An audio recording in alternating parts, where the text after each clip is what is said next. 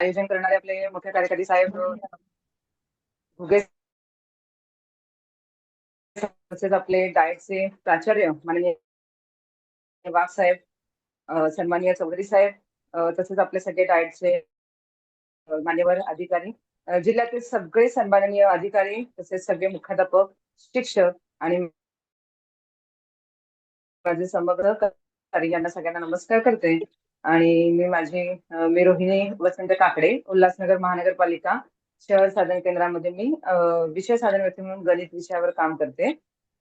आणि आजच्या तासिकेला जो चौधरी साहेबांनी माझ्याकडे आजचा विषय दिलेला आहे आणि आधीचे 2 सत्र चौधरी सरांनी घेतलेले आहे, जायचं आहे.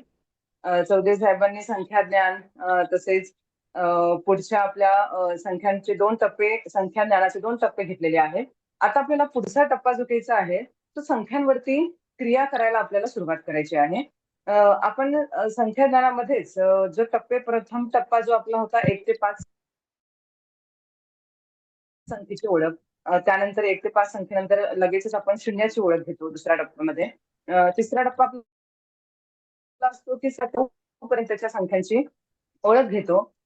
चौथ्या टप्प्यात आपण दशकाची ओळख आहे. 5व्या टप्प्यामध्ये 11 ते 15च्या संख्यांची ओळख करतो आणि 6व्या टप्प्यात 16 ते 20 एकदा का 20 पर्यंतच्या संख्यांची ओळख झाली का विद्यार्थी पुढील संख्या तेवढ्या वेगाने घेत असतो. परंतु जो आपला पहिला टप्पा आहे 1 ते 5 संख्येची ओळख, त्या 1 ते 5 संख्येची ओळख करून देत असतानाच मुलांना 1 ते 5 संख्येची आपल्या विविध भाषांना वापरून वेगवेगळ्या संकल्पनेने आपण जेव्हा 1 ते 5 ह्या संख्येची ओळख करून देतो, त्याच्याच जोडीला आपल्याला लगेच संख्यांवरील क्रियांमधली बेरीज हा घटक आपल्याला हळूवार सुरुवात करायची असते. परंतु त्या ठिकाणी विद्यार्थ्यांना कुठेही असेच आपल्याला ज्ञात करून द्यायचे नाहीये की चला आता आपण बेरजेकडे जाऊया.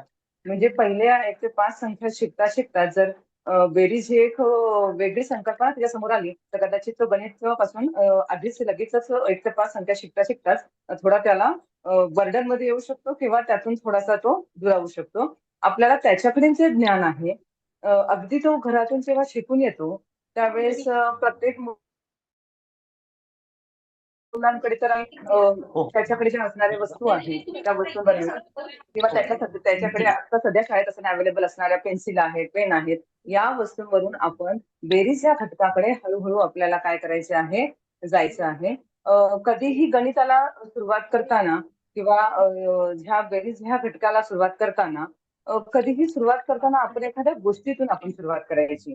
की त्यामुळे गणित आपल्याला करण्यासाठी किंवा गणिताची भीती असण्यासाठी आणि जो भविष्यात मुलांना येणारा जो प्रॉब्लेम आहे शाब्दिक उदाहरणांचा, तो सुद्धा आपल्याला काय केला जातो त्याच्यावरती हळूहळू त्याची मुलांना सवय होऊन जाते. म्हणून गणिताची गोष्ट आपल्याला कधीही सुरुवात करून त्याचे आपल्याला पुढे मांडणी करून जायचं आहे. अगदी त्याच्याकडे गोष्टी म्हणजे चॉकलेट्स असतील. माझ्याकडे 3 चॉकलेट होते आणि आईने मला 2 चॉकलेट दिले. ठीक आहे. इथपर्यंत आपण जर सांगितल्यानंतर त्याचबरोबर आपण जसं बोलत जाऊ तसं आपण फळ्यावरती आपली गोष्ट सुद्धा काय केली पाहिजे, लिहिली पाहिजे. माझ्याकडे 3 चॉकलेट होते, तर 3 चॉकलेटचे चित्र काढूया.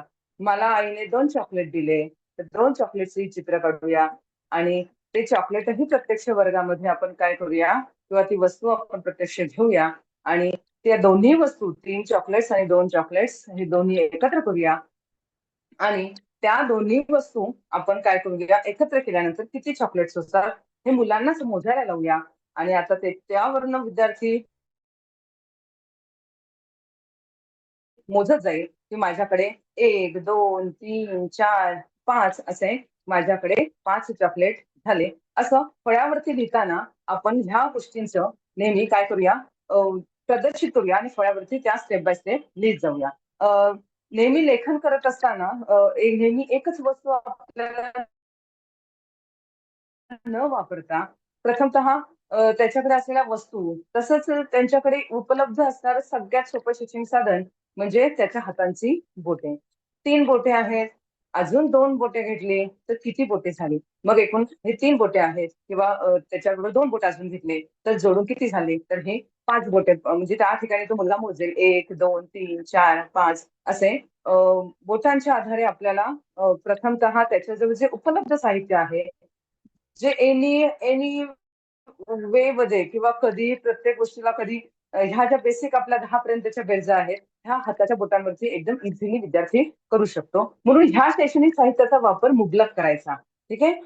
त्यानंतर आपल्याकडे शाळांमध्ये असे जोडो ब्लॉक्स आहेत. ह्या जोडो ब्लॉक्सचा सुद्धा आपल्याला 1 ते 5 अंकांची ओळख करून देताना जसे त्यांचा उपयोग करतो, तसंच आपल्याला ह्या जोडो ब्लॉक्सचा बेरीज ह्या घटकामध्ये सुद्धा उपयोग करायचा. परंतु फक्त एक आपल्याला काळजी घ्यायची आहे, की जोडो ब्लॉक्स वापरताना ह्या ब्लॉक्सचे जेव्हा 3 आणि 2 हे आपण दाखवणार आहोत,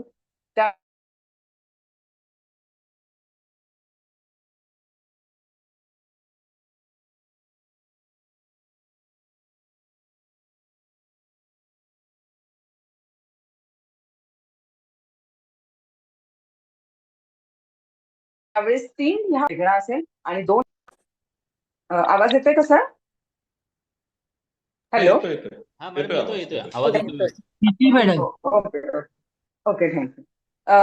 अशा वेळेस जोडो ब्लॉक्सचे जे रंग आहेत हे कधीही अ, समान न दाखवता आपल्याला जेव्हा 2 समूह एकत्र करणे म्हणजे बेरीज हे आपल्याला जेव्हा सांगायचे विद्यार्थ्यांना, तेव्हा ते 2 समूह दिसण्यासाठी त्या 2 समूहांचे जर जोडो ब्लॉक्स वगैरे वापरत असू तर त्यांचे कलर थोडे वेगळे घ्या, की जे त्यांना वेगळे दिसतील किंवा वेगळ्या ठिकाणी मांडा. 3 चॉकलेट्स आहेत, 2 चॉकलेट वेगळ्या ठिकाणी मग ते एकत्र केले. ही संकल्पना एकत्र करणे, मिसळणे, अधिक या 3 चॉकलेट्समध्ये अधिक 2 अजून 2 टाकले, तर किती झाले? अशा ह्या ज्या शब्दांचा जेव्हा आपण गोष्ट तयार करतो, त्यावेळेस ह्या शब्दांचा आपल्याला काय करायचं आहे? वापरही करायचा आहे. त्याचबरोबर आपण चौकट वहीचा सुद्धा छान उपयोग करू शकतो. ह्या ठिकाणी चौकट वहीमध्ये 3 चौकटी आपण रंगवल्या आहेत. तशाच 2 चौकटी आपण रंगवल्या आहेत आणि ज्यावेळेस त्या एकत्र केल्या म्हणजे आपण सलग मांडल्या 1, 2, 3, 4, 5 तरी पण मी इथे कलर वेगळे दाखवले जरी ते एकत्र केले तरी. कारण ते 2 समूह आपण एकत्र केलेले आहेत. हे ह्या ठिकाणी आपल्याला त्यांना दर्शवता आले पाहिजे किंवा समजलं पाहिजे. किंवा 2 समूह एकत्र करणे म्हणजेच बेरीज हे वारंवार त्यांना वेगवेगळ्या उदाहरणातून आपल्याला सांगायचं आहे. एक छान आपल्या वर्गांमध्ये प्रत्येकाच्या वर्गामध्ये मणिमाळ असते. त्या मणिमाळेमध्ये 5 ही बेरीज आपल्याला दाखवताना सुद्धा एकाच रंगाचं न वापरता 2-3 वेगळ्या रंगाचे, 2 वेगळ्या रंगाचे त्या मणिमाळेवर सुद्धा आपल्याला ही बेरीज घेता येईल. तसेच नाणी आणि नोटांचा वापर करता येतो आपल्याला, की ह्या ₹1 3 नोटा आहेत. 1, 2, 3 हा मुलगा मोजेल. तसेच ह्या 2 नोटा आहेत. ह्या जर मी एकत्र करण्याची जी क्रिया आहे ती विद्यार्थ्यांसमोर आपण करूया आणि त्यानंतर आपण त्या नोटा मोजूया. 1, 2, 3, 4, 5 म्हणजे या ठिकाणी ₹5 आपल्याकडे झालेले आहेत. जेव्हा 3 आणि 2 एकत्र केले किंवा मिसळले किंवा या ₹3 अजूनही ₹2 वाढवले तर किती झाले? अशा वेगवेगळ्या विधानांचा आपण काय करूया वापर करावा आणि अशा सतत गरजेवरती गोष्टी वर्गामध्ये तयार झाल्या पाहिजे. त्यानंतर तसंच आपलं साहित्य जे आहे हे जे एककाचे ब्लॉक्स आपल्याकडे आहेत प्रत्येक शाळांमध्ये अवेलेबल आहेत. हा सुद्धा गरजेसाठी याचा सुद्धा आपल्याला छान वापर करता येतो संख्या ज्ञानाबरोबर. बेरीज ह्या घटकासाठी, बेरीज वजाबाकी ह्या घटकांसाठी याचा फार अतिशय चांगला उपयोग होतो. तशीच गणित जाळी आहे. आता माझ्याकडे अवेलेबल नाही त्याच्यावर आपण दाखवू शकलो असतो. गणित जाळी 2 वेगळ्या रंगाचे आपण त्याच्यामध्ये ब्लॉक्स टाकल्यानंतर ते 5 एकत्र केल्यानंतर कसे दिसतील हेही विद्यार्थ्यांना म्हणजे बेरीज ही संकल्पना आपल्याला जवळजवळ 7 ते 8 पद्धतीने म्हणजे एक 3 अधिक 2 हीच एक 5ची बेरीज घेतली, तर आपल्याला वेगवेगळं साहित्य वापरून आपल्याला विद्यार्थ्यांपर्यंत घेता येईल. जेवढं आपण वेगळं साहित्य वापरू, तेवढं फक्त फळ्यावरती मांडणी करून मुलं बेरीज करण्यापेक्षा आधी आपण ह्या सगळ्या वेगवेगळ्या साहित्यांचा वापर करूया आणि त्यानंतर बेरीज ह्या प्रत्यक्ष फळ्यावरती आपण ती बेरीज काय करूया मांडूया. पुढे जाऊ म्हणजे पुढे गेलं तर वेगवेगळ्या वस्तूंचा वापर करून आपण जेव्हा बेरीज करतो त्यावेळेस ही संकल्पना विद्यार्थ्यांच्या डोक्यामध्ये किंवा विद्यार्थ्यांच्या मनामध्ये स्पष्ट होते. प्रथमतः जास्ती करून आपण काय केली पाहिजे, विद्यार्थ्यांना आडवी मांडणी सुरुवात करताना आडवी मांडणीचा आपण काय करू शकतो, उपयोग करू शकतो.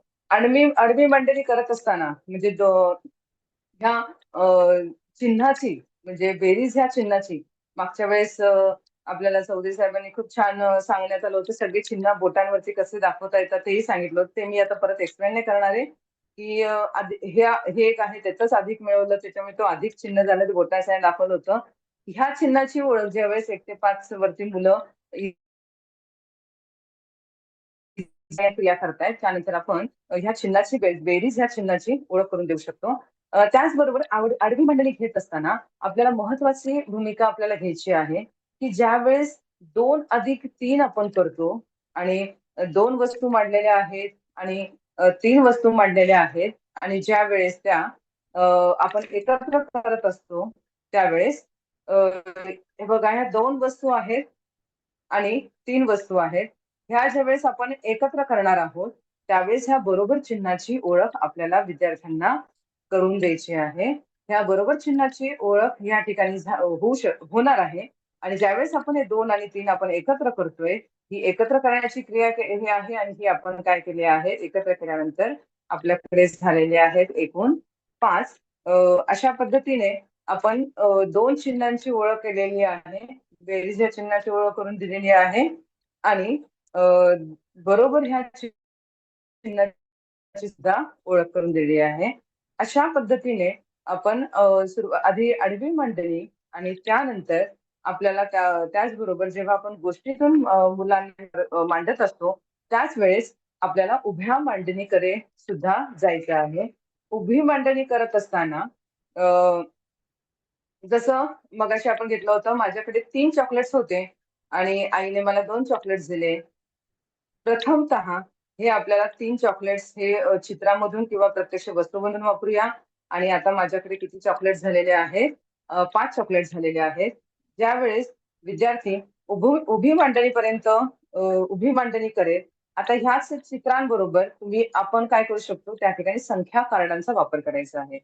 चित्र किंवा वस्तू हटवून त्या ठिकाणी आपली संख्या कार्ड येईल आणि संख्या जसे 3 चॉकलेट्स आपण मांडले, 3 चॉकलेट्स विद्यार्थ्यांनी मोजले का विद्यार्थ्याला कार्ड तिकडे ठेवायला लावायचं. 2 चॉकलेट्स मोजल्यानंतर 2चं संख्या कार्ड ठेवतील.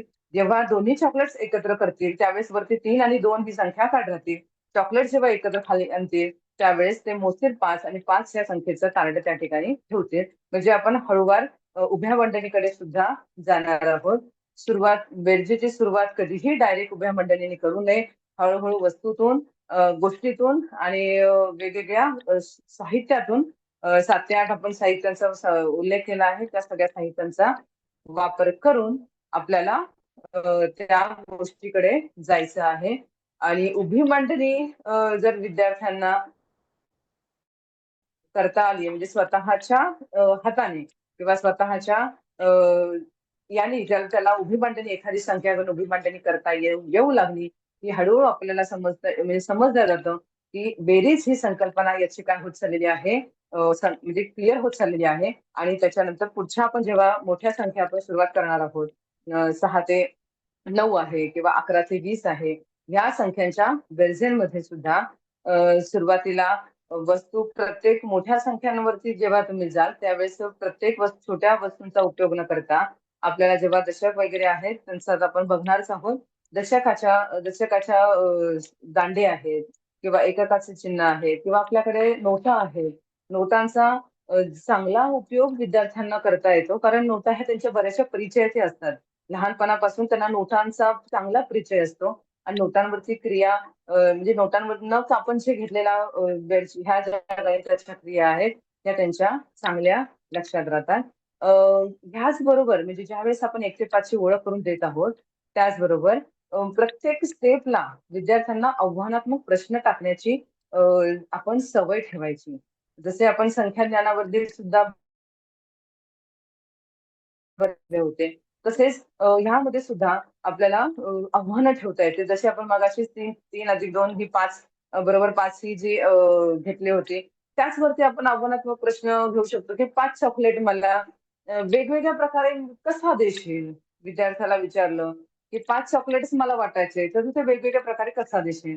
मग त्या ठिकाणी त्याचे आव्हानात्मक प्रश्न काही विद्यार्थी फक्त 1 अधिक 4 सांगतील, 1 आणि 4 वाटले किंवा 2 आणि 3 2 अधिक 3 बरोबर 5 सांगतील.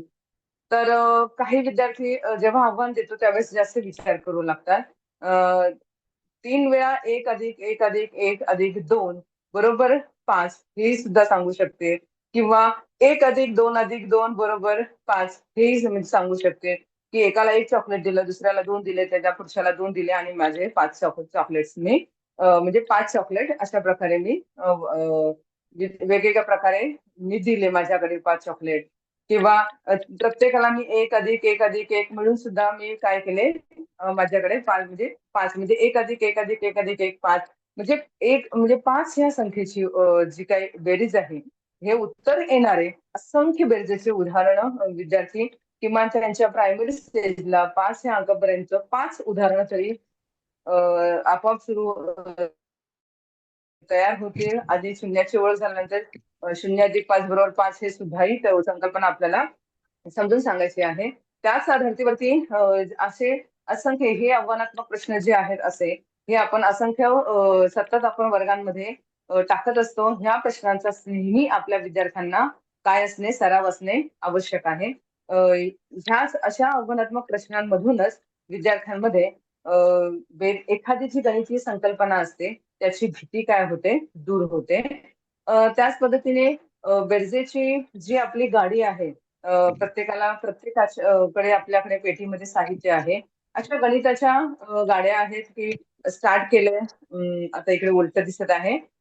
परंतु स्टार्ट केलंय आणि 5 समजा स्टार्ट केलंय 5 ही संख्या आहे. असंख्य त्याच्यामध्ये कार्ड्स असतील, त्याच्यातनं 5 ही बेरीज येणारं कोणती कार्ड असेल तो त्याच्या पुढे जोडलं. म्हणजे 3 अधिक 2चं कार्ड जोडलं.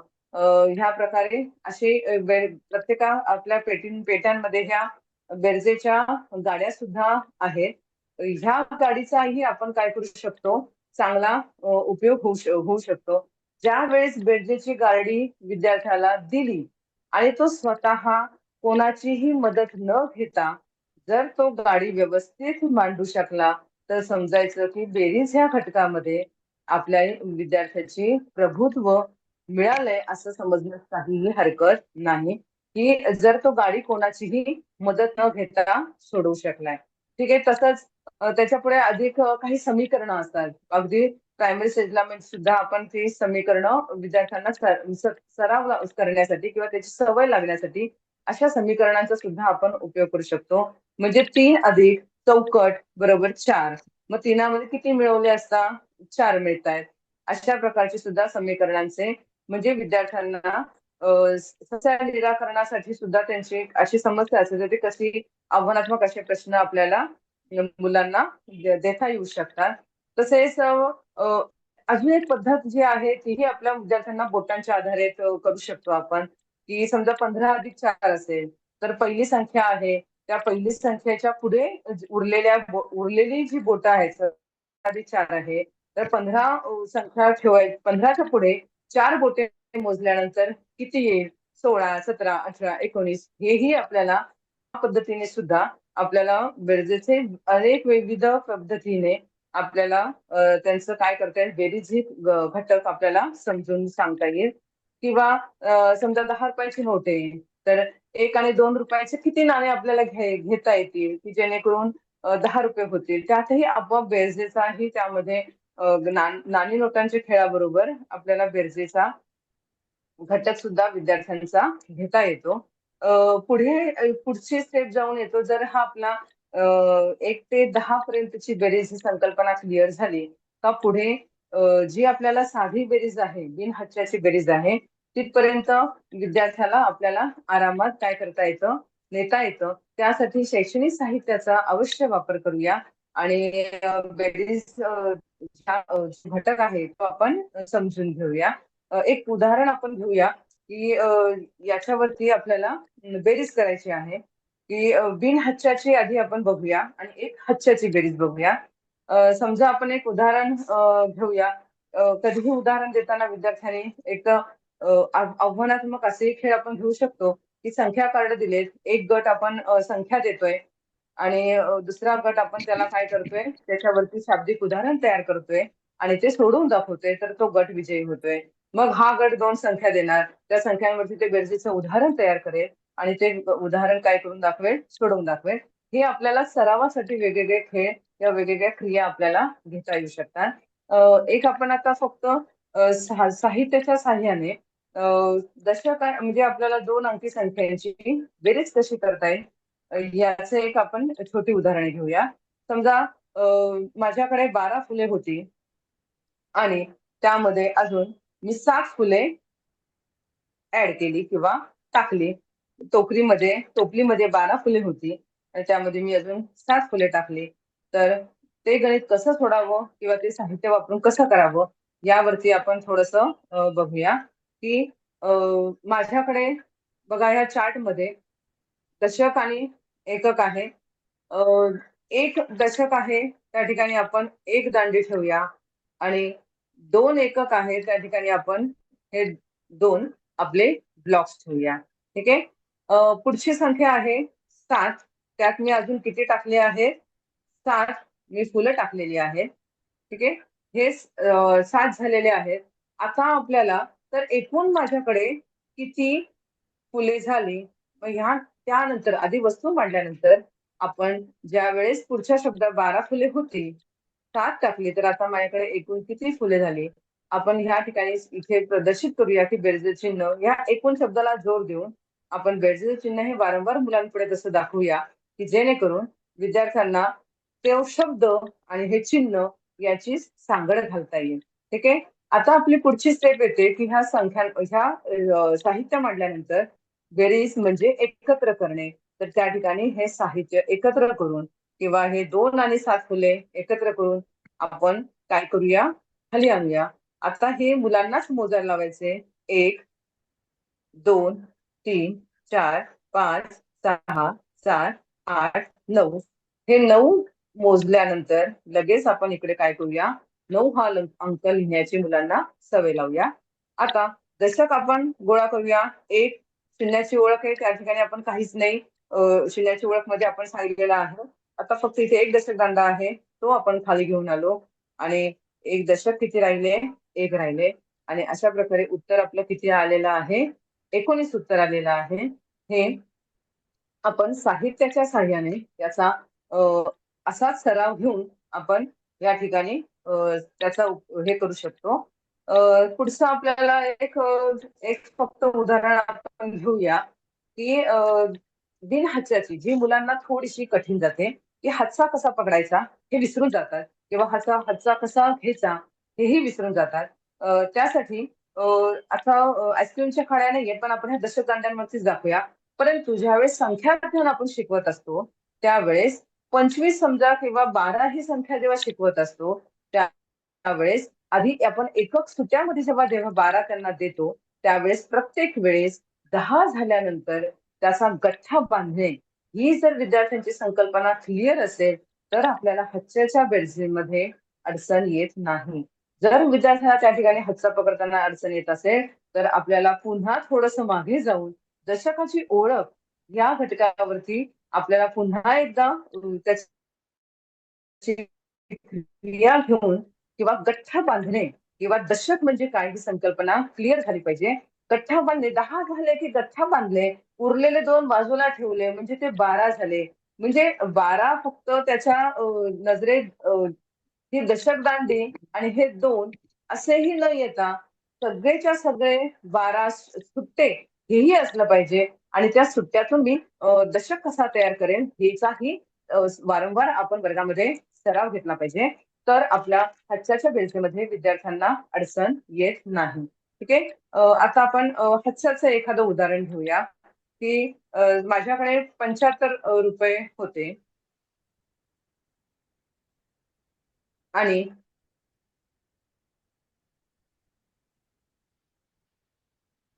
मला 28 रुपये अजून त्याच्यामध्ये बाबांनी दिले किंवा कोणी दिले, तर माझ्याकडे आता एकूण गल्ल्यामध्ये किती रुपये झाले याच्यावरती आपण एक उदाहरण घेऊया आणि साहित्याचा वापर करून ही एक हास्याची बेरीज आपण घेऊया.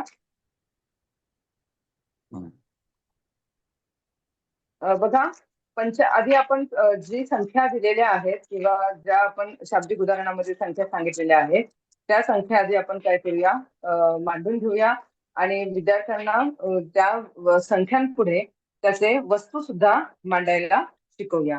ठीक आहे. 75 ही जी संख्या आहे, तर आधी आपण काय करूया, 5 या ठिकाणी 5 एकक मांडलेले आहेत. त्यानंतर 2, 3, 4, 5, 6 आणि 7 दशक दांडे घेतलेले आहेत. हे आपण असे उभे मांडूया. त्यानंतर 8 सुट्टे, आपल्याला 28 आहे, एकक किती आहेत, 8.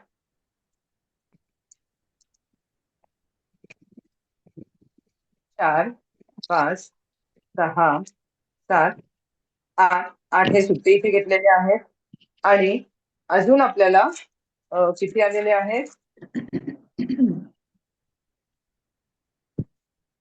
2 सुट्टे, 2 दशक आपण घेतलेले आहेत.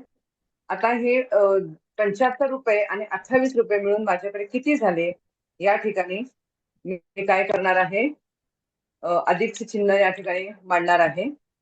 आता 8 आणि 5 हे आपण एकत्र करून खाली आणूया. 1, 2, 3, 4, 5, 6, 7, 8, 9, 10.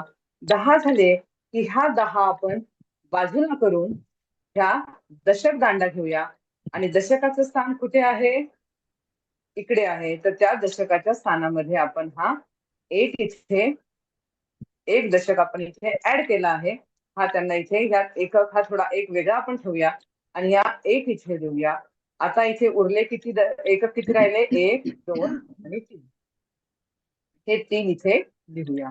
ठीक आहे. आता हे जे दशक आहेत सगळे दशक दांडे, हे आपण सगळे एकत्रित करून खाली घेऊन येऊया, एकत्र करूया. 1, 2, 3, 4, 5, 6, 7, 8, 9, 10. आता हे 10 झालेले आहेत. या ठिकाणी आपल्याला शतक पाटीचा या ठिकाणी आपल्याला उपयोग करता येईल. किंवा आता आपण इथे काय करूया, 10 लिहूया. चुकून माझ्याकडनं 28च्या म्हणजे 18 घेतलं असतं तर कदाचित ते फिट बसलं असतं त्यांनी. परंतु त्याचबरोबर हे 10 घेतल्यानंतर ह्या दशक पाटीचा शतक ओळख करून देऊया.